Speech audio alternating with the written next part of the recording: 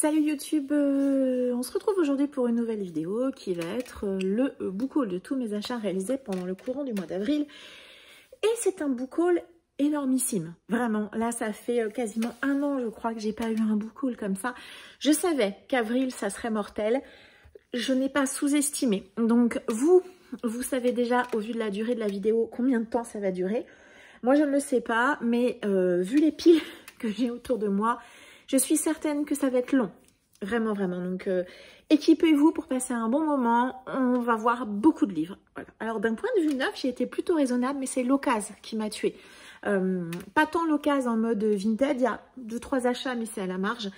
Mais j'ai fait une énorme bourse aux livres pas très loin de chez moi. Les brocantes ont repris et je suis allée faire un petit tour chez Emmaüs. Donc, le petit tour d'Emmaüs, c'était de trop. Je pense, même si j'ai pas acheté énormément ce jour-là. Mais c'était de trop parce que bah, clairement, c'est la bourse aux livres hein, où j'ai vraiment craqué mon slip, on va dire ça comme ça. Bref, on va pas perdre de temps et comme d'hab, on démarre par les graphiques. Majoritairement de l'occasion, je crois, puisque le premier achat, c'est DRCL de Shinichi Sakamoto. C'est publié chez Kiun Seinen et DRCL, c'est une réécriture de l'histoire de Dracula. Shinichi Sakamoto, c'est l'auteur qui a écrit principalement précédemment Innocent et Innocent Rouge.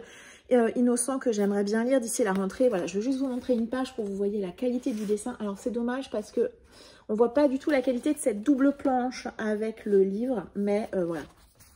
On est vraiment au niveau du dessin sur un truc assez fou. C'est une série en cours, je sais pas du tout combien de tomes elle aura, mais j'ai trouvé le premier tome d'occasion sur Vinted, donc je l'ai pris.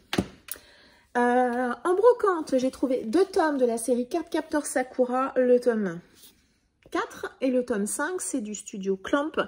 Sakura, je crois que je n'ai jamais vu l'anime en entier. Il me semble que j'ai lu une première fois le manga, je suis même pas sûre, voilà.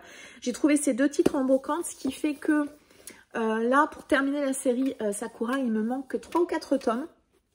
Donc c'est plutôt cool. La seule chose, c'est que forcément, il n'y a pas les marque-pages en forme de carte de tarot qui étaient vendues avec les titres neufs. Mais franchement, c'est pas très très grave. Voilà, style ultra classique. Voilà, je ne m'appesantirai pas sur Sakura. Je pense que vous connaissez. Un achat neuf, c'est un indispensable parce que je vais le lire dans le courant du mois de mai.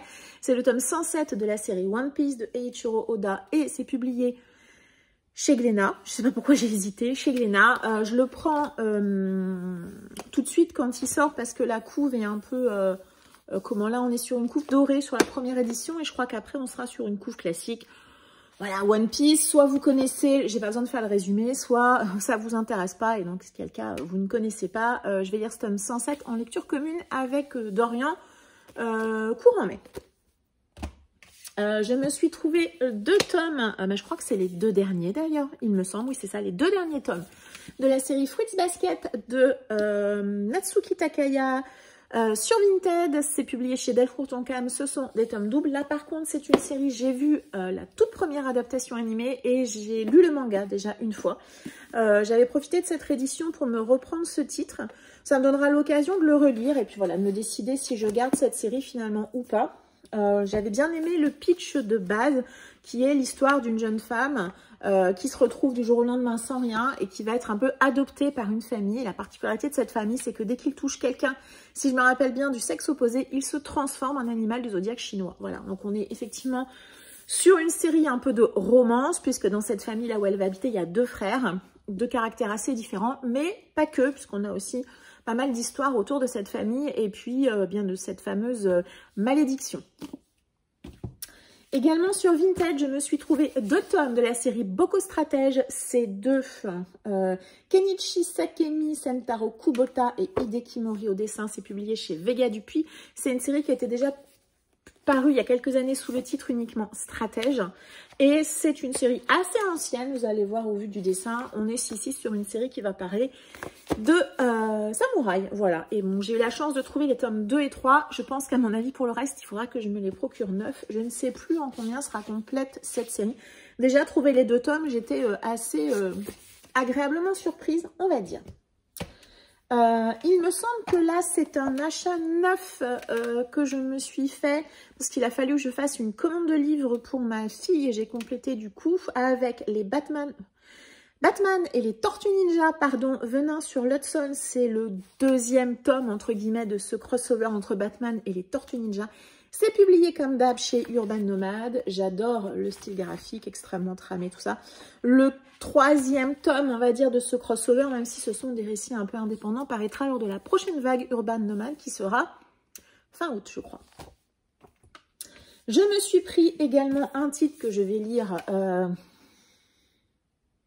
crois que c'est en juin. City Hunter, le tome 9 de Tsukasa Ojo, c'est donc les intégrales qui paraissent chez Panini Manga. Je les achète au fur et à mesure puisque je les lis en lecture commune avec Dorian. Voilà, à chaque fois que j'en lis un, j'en rachète un autre, histoire d'avoir bien le tome de près quand je serai décidée à les lire. Voilà, je ne veux pas forcément vous parler de City Hunter, Nicky Larson. Je pense que vous êtes nombreux de ma génération à connaître. Voilà, je suis ravie toujours de replonger dans ce titre qui est un petit peu... ça me fait un peu Madeleine de Proust à chaque fois. Et puis voilà, je suis du coup très contente de les avoir dans ma bibliothèque. Et toujours sur Vintage, je me suis trouvé 2 titres de la Perfect de Full Metal Alchemist, le tome 17 et le tome 14. C'est de Hiromu Arakawa, c'est publié chez Kurokawa. Moi, c'est une édition que j'aime beaucoup, je la trouve absolument magnifique. Je sais que tout le monde n'est pas de cet avis, mais moi, j'aime vraiment beaucoup. Full Metal, j'ai vu les 2 animés en entier. Je n'ai jamais lu le manga, mais ça sera l'occasion pour moi de le découvrir quand j'aurai cette série en totalité. La publication est terminée et il me semble qu'il ne me manque plus que le dernier, le 18e tome. Voilà. Mais en tout cas, je suis, pour ceux qui ont vu l'animé, voilà, je suis extrêmement contente d'avoir cette édition dans ma bibliothèque. Et les derniers graphiques, c'est ceux que j'ai trouvés dans la bourse aux livres. J'étais ravie de les trouver parce que les années antérieures, alors c'est une bourse aux livres auquel je vais régulièrement. Elle a lieu 2 fois par an. C'est une association donc qui a un espèce de partenariat avec la bibliothèque. Donc d'une part, ils récupèrent les livres quand la bibliothèque souhaite désherber, donc se débarrasser des anciens titres. Et puis tout au long de l'année, ils réalisent également des collectes de livres. Voilà, si vous voulez plus vous débarrasser, vous gardez vos livres, eux les récupèrent et puis les vendent lors de ces fameuses bourses aux livres. Il y en a 2 par an. Et là, cette année, ils ont déménagé. Avant, ils étaient dans une espèce de petite salle des fêtes, on va dire. Mais enfin, non, pas une salle des fêtes, c'est quand même beaucoup plus petit. Et puis, je ne saurais pas vous dire combien de mètres carrés ça faisait, je ne me rappelais plus. Sauf que là, cette année, ils ont déménagé. Ils se sont installés dans une ancienne église dont la pièce principale, on va dire, est utilisée pour faire différentes activités par la commune. Et là, en gros, ils se sont installés dans un espace de 600 mètres carrés. Donc, c'est assez énorme par rapport à ce qu'ils avaient avant. J'y suis allée le premier jour et j'ai trouvé pas mal de trucs. Donc, notamment en graphique, cette intégrale-ci, c'est Yuko. C'est une anthologie de littérature japonaise. C'est donc une anthologie de Ryoichi Ikegami. Ryoichi Ikegami, c'est l'auteur, un des 2 auteurs de la série Sanctuary. Et ici, il a sélectionné donc extraits de littérature japonaise, mais la petite particularité, c'est que c'est une anthologie de littérature érotique. Donc, on a majoritairement des histoires érotiques. Donc, au niveau du style graphique, c'est un style... voilà, qui est aisément reconnaissable. Alors, je ne peux pas vous montrer toutes les planches parce que forcément, il y a des choses qui ne sont pas tellement montrables, on va dire ça comme ça. Hop là, voilà, par exemple celle-ci. Voilà, donc il a choisi des textes de la littérature japonaise et il les a adaptés en manga. Je suis ravie de l'avoir trouvé vraiment à tout petit prix parce que l'objet livre, il est vraiment, vraiment magnifique. Vraiment, j'étais ravie. Et en plus, c'est un auteur que moi, j'aime bien. Voilà, même si je sais que il ne fait pas forcément l'unanimité, on va dire ça comme ça, voilà, par rapport notamment bien, aux femmes qu'il peut dessiner, en tout cas dans son style graphique. Voilà. Et le dernier graphique que je me suis trouvé, c'est une intégrale de comics. Donc ce sont les 5 tomes. 5 tomes de la série Gideon Falls. Hop là, celle-ci. C'est de Jeff Lemire, Andrea Sorrentino, Dave Stewart. C'est publié chez Urban. Et c'est une série fantastique. Voilà, alors le dessin C'est moyennement ma came, on va pas se mentir. Mais le pitch me tentait bien. Donc on va suivre un jeune homme, Norton, qui est légèrement paranoïaque, on va dire. Il est persuadé que les déchets des habitants de la ville de Gideon Falls renferment les clés d'une conspiration d'envergure. Il s'associe avec un pasteur pour enquêter sur tous les secrets de la petite ville. Voilà. S'y entremêle alors une mystérieuse légende autour d'une grange noire apparue en divers lieux et époques, apportant la mort et la folie dans son sillage. Donc je me suis trouvé les 5 tomes, c'est donc l'intégrale de la série. J'étais vraiment très très contente. Le tome 2, vous voyez à chaque fois ça fait le visage du personnage, le tome 3. Le tome 4, façon puzzle, que je trouve très joli. Et le dernier, le tome 5, qui est plutôt pas mal au niveau de l'ambiance. Voilà. Donc, je suis vraiment hyper contente d'avoir trouvé ce titre. C'est terminé pour les graphiques. On va passer eh bien, au service presse. J'ai reçu un service presse ce mois-ci et je suis vraiment, vraiment ravie. C'est le Pacte du Roi Vert de Nicolas Delon, publié aux éditions de l'Alchimiste. Nicolas Delon, c'est celui qui avait écrit... Eh ben, je ne sais plus. Est-ce que je vais l'avoir là? C'est pas sûr. Si. Il avait écrit, je l'ai lu l'année dernière, La femme vêtue de nuit, que j'avais absolument adoré. Et ben là, je suis ravie de voir, quand j'ai vu ce nouveau titre arriver aux éditions de l'Alchimiste, je reçois la newsletter des partenaires et je leur ai demandé si je pouvais le recevoir. J'avoue que c'est principalement sur le nom de l'auteur, quelque part le résumé ne m'intéressait pas beaucoup. Donc on est en 1964, on va suivre un homme qui s'appelle Marty. Il joue devant un public indifférent à son talent. Il devient impatient car il sait que tôt ou tard les foules accourront pour assister à son sacre. Cependant, comme dans un jeu pervers, la gloire s'éloigne sans cesse. Pour obtenir enfin, Marty est prêt à tout, même à passer un marché avec celui qu'il s'était pour en jurer de ne plus contacter, l'homme vert, pour un coût dérisoire. Ce dernier répond aux moindres caprices de ceux qui font appel à lui. Est-ce qu'on va être ici sur une thématique du pacte avec le diable? Je ne sais pas, mais je fais confiance à l'auteur parce que j'avais tellement aimé La femme vêtue de nuit que j'y crois. Ensuite, j'ai reçu, toujours dans le cadre de mon partenariat, de mon abonnement avec les éditions 1115, la petite novella Elisabeth de Anne Carré. Ici, on est dans une novella de SF. Voilà, je ne connais pas l'autrice, donc j'ai pas d'avis, pas d'a priori. Et j'ai reçu également un autre Ulule, puisque j'avais participé à le dernier Ulule des éditions du Chat Noir pour l'intégrale de La geste des exilés de Bettina Nordet. Donc on a reçu un très très bel ouvrage avec un jaspage de toute beauté. Ici c'est de l'urban fantasy, voilà, assez simple. Voilà, c'est de l'urban fantasy. Je crois qu'il y a les 3 tomes de la série et peut-être une novella en plus, quelque chose comme ça. Donc moi j'avais pris le pack de base, on va dire, et j'ai reçu avec... Donc une carte, alors si c'est un marque-page, le marque-page est énormissime. Et puis 4 petits marque-pages qui sont, eh bien, avec je suppose les 4 personnages principaux, c'est assez choupi. Voilà, c'est assez mignonnet. Et puis au dos, on est sur ça. Mais l'objet livre est en tout cas très joli. C'est donc terminé pour les graphiques. Oui, j'ai déjà fait les graphiques, on est passé au roman. Stéphanie, ça commence bien, ça commence bien. On va passer aux achats neufs.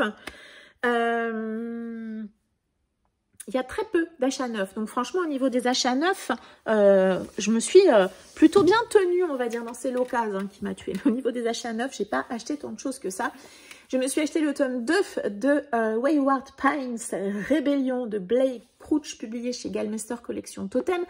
Je pense que vous l'avez vu partout cette série, je vous en dirai pas beaucoup plus. Moi j'ai beaucoup aimé le tome 1, je crois que je vous en parle dans le prochain point lecture puisque je l'ai lu courant du mois d'avril. Et je compte bien me lire le tome 2 et le tome 3 cet été, donc le tome 2 était indispensable. J'ai craqué, j'ai fauté et j'ai craqué puisque c'était un titre qui était dans ma wishlist. Parce que c'est un titre asiatique, mais pas forcément pour tout de suite. Et quand j'ai vu ce très joli objet livre dans mon Cultura, j'ai pas pu ne pas le prendre. Donc c'est un petit hardback, c'est le restaurant des recettes oubliées de Hisashi Kashiwai. C'est publié chez J'ai lu. Un très joli objet avec une jaquette. Voilà. Des pages à l'intérieur, décoration à l'intérieur, vraiment de toute beauté. L'objet est très joli. Et puis le papier de la jaquette, il est un peu façon papier canson, je trouve. C'est vraiment une texture un peu spéciale. Et à l'intérieur, On a, voilà, des petites illustrations au début de chaque chapitre. L'objet est très très joli. On a un petit marque-page en tissu. Donc voilà, je n'ai pas pu résister. Voilà. Ensuite, je me suis pris chez De Saxus le tome 2 et dernier tome de la duologie Ce cœur empoisonné. Donc le tome 2, c'est ce funeste dessin de Kalynn Byron, publié chez Sabran. J'ai acheté le tome 1 il y a peu, je l'avais trouvé en occasion. Je vais pas lire la 4e parce que j'ai peur de me faire spoiler, mais j'aimais bien l'idée de ce personnage qui manipule les plantes. Ça me faisait vraiment beaucoup penser à Poison Ivy. Et du coup, voilà, comme j'ai acheté le premier en occasion il n'y a pas longtemps, là je me suis pris le deuxième en neuf. Également, deuxième et dernier tome d'une duologie, je me suis pris L'Engrange Temps, le tome 2 de Neil Pfeiffer, c'est publié chez Hachette. Aucune idée de quoi ça parle, clairement. Je l'ai pris parce que le premier tome... Alors, pour plusieurs raisons. Déjà, comme je vous l'ai dit, j'essaie quand même d'acheter davantage, alors même si ça se voit pas toujours, hein, je suis un petit peu plus vigilante quand même au niveau de mes achats des auteurs français. Et je trouve que quand on a une autrice française à qui on fait un très très bel objet comme ça, je me dis que ça vaut le coup. En plus, j'aimais bien l'idée de démarrage, voilà, de ce personnage qui a l'air quand même de pouvoir gérer le temps. Et voilà, donc du coup, j'ai le tome 1. Donc forcément, je prends le tome 2. Je trouve que le papier est vraiment très, très, très, très beau. Et alors, en plus, dans ce tome 1, non mais regardez ce qu'il y a. Précédemment, dans le tome 1 de L'Engrange Temps, il y a donc un résumé du tome 1. C'est hyper génial, vraiment. Non, non, vraiment, il y a vraiment une très très belle qualité de l'objet livre. Le papier est très très beau. Donc il y a un jaspage. Voilà, bon, bref, vous l'avez vu probablement tourner vraiment beaucoup, beaucoup. Donc du coup, maintenant j'ai la duologie en entier et je suis vraiment ravie. Je me suis également pris un tome 2, mais je pense que là on sera sur une trilogie. Je ne suis pas certaine, j'ai pas trouvé l'information, mais bon. Vu que la maison d'édition n'a pas mis que c'était le dernier tome, je pense que c'est une trilogie, mais je peux me tromper.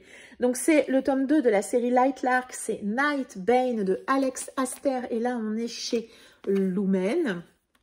Elle est le remède et le poison. Pour les sauver, elle devra faire un choix. Voilà.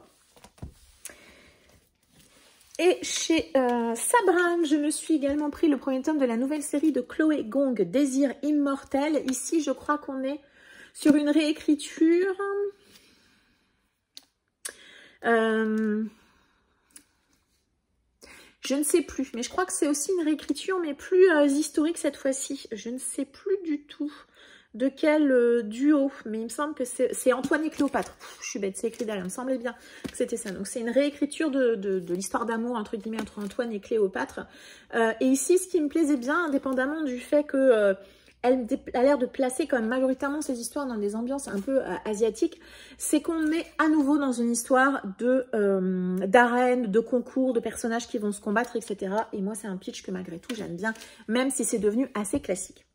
Et mon dernier achat neuf, oui, vous avez vu, j'ai quand même été super sage, c'est le tome 3 de cette série d'Eliskova. Donc c'est un duel avec le Seigneur Vampire, c'est publié chez Big Bang. Donc c'est une série de tomes compagnons.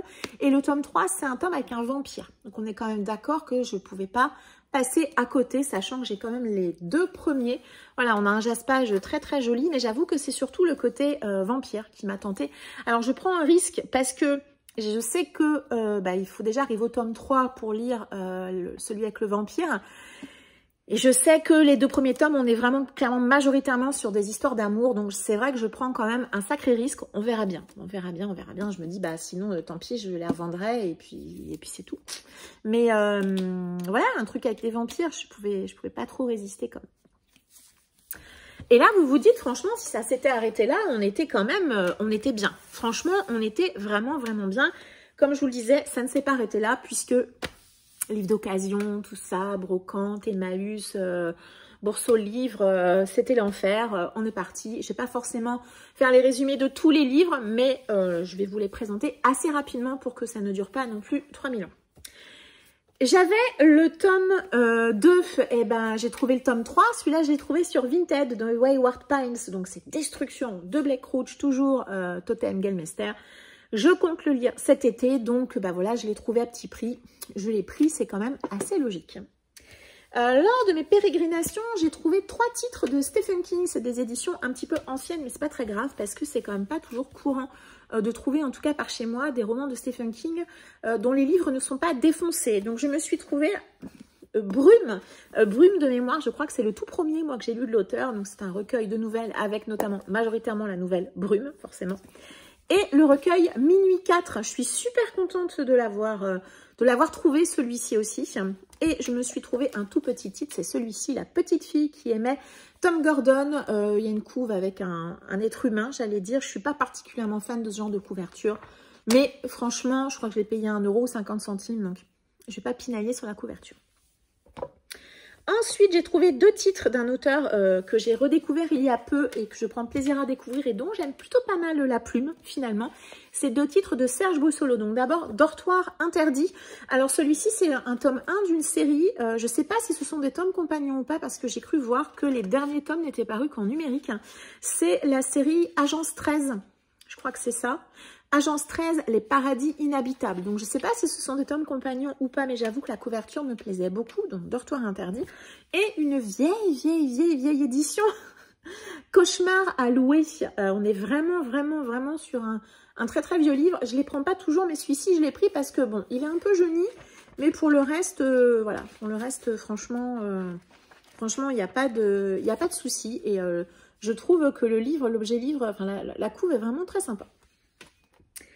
Je me suis également trouvé 2 titres de cette série de, je ne sais pas comment ça s'appelle, cette série de True Crime qui sort chez 10-18 avec Society. Donc là, Californie et là c'est New York. Là on est à New York et là on est en Californie, donc avec 2 True Crime. L'affaire du Golden State Killer et l'affaire Alice Crimmins. Vous savez que depuis que j'ai lu American Predator, j'ai envie de lire ce type de titre et je lirai probablement un des 2 cet été, très probablement celui-ci. Voilà, si c'est comme American Predator, ça se lit bien et alors franchement, je pense que je vais le lire. C'est écrit ultra gros, il y a comment dire, des marges assez importantes. Voilà, je pense que ça va se lire assez bien et franchement, je me rends compte que j'aime bien lire les True Crime. Alors, depuis que j'ai lu American Predator et également le roman, alors c'est pas un roman, mais le livre qui mettait en scène différentes histoires qui s'étaient passées au Japon, bref, que j'avais beaucoup aimé aussi, écrit par Louis San, et ouais, voilà, ça me tentait bien, et je suis très contente d'avoir trouvé 2. J'ai aussi envie de lire, alors ça c'est une envie que j'ai depuis un petit moment, et j'ai trouvé de David Gibbons le tome 1 d'une série qui s'appelle, je ne sais pas comment, donc c'est Atlantis, et c'est des romans un peu à la Indiana Jones. Alors ce sont les enquêtes de l'archéologue Jack Howard, voilà, c'est ça. Donc j'ai envie de lire ce type de roman, c'est vrai que je ne les sors pas, parce qu'à chaque fois je lis d'autres trucs, mais j'ai toujours cette envie-là, qui était là déjà depuis l'année dernière, de lire des romans, alors peut-être pas ésotériques, mais un peu d'aventure comme ça, à la Indiana Jones. J'ai envie de lire ça, et donc Atlantis, c'est le premier tome en plus, donc voilà, j'étais très contente. Un roman qui était dans ma wishlist, pourquoi? Je n'en ai aucune idée. C'est Christmas Pudding de Nancy Mitford, publié chez 10-18. Un Noël à la campagne dans le Gloucestershire. La perspective est séduisante pour un groupe de jeunes mondains un peu las de la routine londonienne qui décident de séjourner à proximité du domaine de Lady Bobbin et de ses enfants. Voilà, j'en sais pas beaucoup plus. Il était dans ma wishlist. J'ai dû en entendre parler quelque part, plutôt en bien, je suppose. Ou en tout cas, la personne qui en avait parlé m'avait intriguée. Et voilà. J'ai trouvé également ce titre-ci, La fièvre de Stéphane Spitzer, publié au livre de poche. C'est un titre qu'on avait vu pas mal tourner quand il est sorti, il me semble, plutôt en grand format. Et alors, j'avoue que je ne sais pas trop dans quelle catégorie le rentrer. On est à Memphis en 1878, en pleine rue, un homme s'écroule et meurt, première victime d'une étrange maladie qui fera des milliers de morts en quelques jours, semant la terreur et le chaos. Et alors, c'est un roman qui n'est pas du tout, me semble-t-il, publié dans une collection d'imaginaire. Donc, je ne sais pas si c'est un événement historique. Donc, du coup, si l'auteur aborde ce sujet-là, est-ce que... Ouais, j'avoue que je suis assez intriguée. Je ne sais pas du tout si c'est imaginaire ou historique. Je ne veux pas particulièrement en savoir plus, mais si vous avez cette info, n'hésitez pas à me le dire en commentaire. C'est un livre donc que j'avais vu pas mal tourner quand il était sorti en grand format. Il me semble de mémoire que les avis étaient plutôt intéressants. Je n'ai jamais lu l'auteur. Et puis, voilà, quand je l'ai vu, du coup, je l'ai pris. Je suis assez intriguée. Celui-ci, je l'ai pris, donc c'est Le cimetière des saints de Richard Paul Russo, publié chez Pocket. Je l'ai pris parce que de cet auteur, j'avais lu La Nef des Fous, que j'avais absolument adoré. C'était un roman de science-fiction. J'avoue que là, je l'ai pris surtout pour l'auteur. Finalement, le résumé m'intéressait peu. Mais alors là, à nouveau, c'est pareil. Ah si, quand même, c'est un pocket SF, j'allais dire, c'est écrit nulle part. Si, c'est écrit là-haut. Il a 5 ans, il a tout perdu. Ce qu'il aimait, son mode d'origine et jusqu'à son identité, parce que le vaisseau de son père a été attaqué à l'approche du monde de Conrad. Cal est désormais seul, égaré au cœur d'un continent hostile à la merci des pillards et des marchands d'esclaves. J'ai beaucoup aimé vraiment La Nef des Fous. Il faudrait que je le relise, mais ça avait été un roman qui m'avait quand même pas mal secoué, pas mal intrigué. Et voilà, je suis curieuse de lire ce que peut faire l'auteur en dehors de ce titre que j'ai beaucoup aimé. Un livre dont je n'avais jamais entendu parler, c'est Sachenka de Simon Montefiore, publié chez Pocket. Après, j'ai vu effectivement sur Livre Addict, les notes avaient l'air plutôt positives. Je l'ai pris. Pourquoi ? Parce qu'on va être à Saint-Pétersbourg en 1916 et qu'on va suivre l'histoire d'une jeune femme, donc Sachenka. On va la rencontrer quand elle a 17 ans et qu'elle est arrêtée. Elle est arrêtée par le tsar et elle a choisi le camp de la révolution. 20 ans plus tard, elle incarne la femme soviétique modèle. Donc je pense que ça va être une histoire de femme, une histoire de cette femme particulièrement en Russie. Un peu comme Indiana Jones tout à l'heure, j'ai envie aussi d'aller lire des titres qui abordent... qui parle des pays de l'Est, alors pas forcément la Russie particulièrement, mais les pays de l'Est de manière générale, et plutôt du côté historique, pas forcément du côté Seconde Guerre mondiale, parce que c'est effectivement là où on va aller rechercher le plus. Bon là, clairement, 1916 plus 20 ans, on est en 36, donc forcément, il y a des chances qu'on parle quand même de guerre, mais la thématique n'est pas la guerre, la thématique, c'est l'histoire de cette femme. Donc ça m'intéresse, et puis c'est pour ça que je l'ai pris. Celui-ci, vous l'avez vu partout, je ne vais pas le détailler. J'ai trouvé Le Signal de Maxime Chatham dans cette très jolie édition. Je me rappelais pas, mais en fait, à l'intérieur, elle est comme ça. Elle est vraiment... les pages sont toutes entourées de noir. Je l'ai pris parce que c'est Chatham et puis parce que c'était l'édition un petit peu collector, on va dire. Je sais que c'est un titre qui n'a pas forcément ultra bonne presse. Ça fait partie de ces titres de Chatham où les gens considèrent qu'il s'est un petit peu perdu à essayer de vouloir peut-être... copier, entre guillemets, Stephen King. Bref, moi, ça m'intrigue quand même. Je suis contente de l'avoir trouvé. Toujours dans les thrillers, je me suis trouvé Défaillance de B. à Paris, publié au livre de poche. Il me semble que c'est quelque chose comme un thriller domestique, quelque chose comme ça. Et voilà, je ne sais pas plus. 3 de Valérie Perrin, publié aux éditions Le Livre de Poche. Alors Valérie Perrin, c'est drôle, j'ai ces 3 livres dans ma palle, je n'en ai lu aucun. Ça c'est merci tous les livres d'occasion et tout ça. C'est une autrice que j'ai envie de découvrir, voilà. Et je vois que tous ces livres sont hyper bien notés, tous les gens qui l'ont lu l'adorent, donc je me dis pourquoi pas moi. Framboise, né d'aucune femme, publié au Livre de Poche. J'étais très contente de le trouver. De cet auteur, je n'ai lu qu'un seul livre et il me semble que c'était Plateau ou Glaise. Non, je crois que c'est Glaise que j'ai lu, que j'avais beaucoup aimé. Pareil, qui m'avait pas mal secoué aussi. Donc... idem, celui-ci, on l'a vu beaucoup tourner quand il est sorti en grand format, peut-être moins quand il était sorti en poche, mais je suis curieuse de le découvrir. Vraiment, je suis très curieuse de le découvrir. Il a eu au minimum ce prix-ci, s'il n'en a pas eu d'autres. Mais ouais, j'étais contente de le trouver et voilà, je suis assez intriguée. Lucia de Bernard Minier, publié chez Pocket. Bernard Minier, pour le moment, je n'ai lu que Glacé. J'aimerais bien continuer à lire cet auteur. Et Lucia, je crois que c'est le premier tome d'une nouvelle série qui va mettre en scène un autre personnage, Lucia Guerrero. Il me semble que Dorian, Monsieur Cabric, a lu ce titre à minima l'année dernière ou récemment, je ne sais plus, et qu'il l'avait beaucoup aimé. Et du coup, bah voilà, quand je l'ai vu, je suis repartie avec. Un tome 2, c'est le tome 2 du Bureau des Affaires Occultes, Le Fantôme du Vicaire de Éric Foissier, publié au Livre de Poche. Je sais que c'est un titre qui ne fait pas l'unanimité. Moi, je sais pas. Moi, je vois ce genre de couve, ça me fait penser à Sherlock Holmes, Jack l'Éventreur, une ambiance londonienne un peu obscure, le brouillard, éventuellement des choses un petit peu mystérieuses. Et je peux pas ne pas le prendre, voilà. Donc, il me semble que j'avais trouvé le tome 1 il n'y a pas longtemps. Bon, bah là, maintenant, j'ai le tome 2. Il faudrait que je m'y lance un jour. La goûteuse d'Hitler de Rosella Postorino, publié au Livre de Poche. C'est un titre qui était dans ma wishlist aussi. J'ai vu des gens qui l'ont plutôt aimé. Je pense qu'il n'y a pas grand-chose à dire par rapport au résumé. Je pense que assez clair. Je ne suis pas très friande des histoires qui se passent pendant la Seconde Guerre mondiale.